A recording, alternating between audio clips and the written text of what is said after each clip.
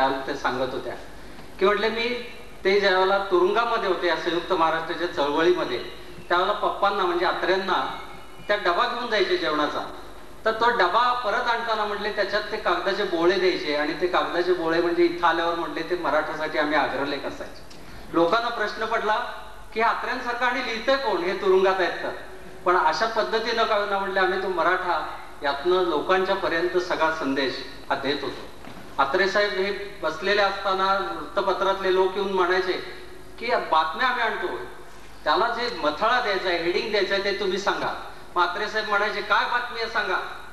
आणि बातमी काय, त्या काळामध्ये काँग्रेसच्या विरुद्ध काय झालंय हे सांगितलं की लगेच अत्रे त्याच्यावर मथळा द्यायचे.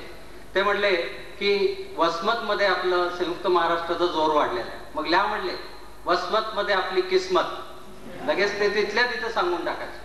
दुसऱ्या दिवशी एक जण आला की म्हटलं काँग्रेसचा उमेदवार हा जालन्यामध्ये पडला, काय आता त्याला तुम्ही मथळा सांगताय, आता तरी जाल ना द्या म्हणतो.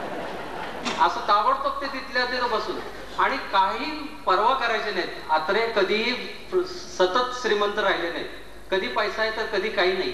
त्यांच्याकडे एक जण आले आणि म्हटले की एक होतकरू मुलगा आहे चांगला पुण्याहून, तो आपल्या कचेरीत चांगला होईल, वृत्तपत्रात लिहिल.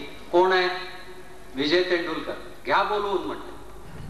त्यांना माहिती नाही आपण कोणाला बोलवून घ्या म्हटलंय काय म्हटलंय. आणि आपले हे नंतर ते त्यांना घेऊन आले तर अत्रे बसलेले होते त्यांच्या मित्रमंडळामध्ये, गप्पा गोष्टी खाण्यापिण्याचा कार्यक्रम चाललेला. त्याच्यात ते एकाने दचकत येऊन म्हटले की आपण तो मागं म्हटलो तो मुलगा तो आलेला आहे. कोण म्हटले मुलगा, तो विजय तेंडुलकर. कोणी सांगितलंय त्याला, काही नको मला जाऊ म्हटलं. ते घाबरले मधले, अहो म्हटले त्याला आपण बोलवून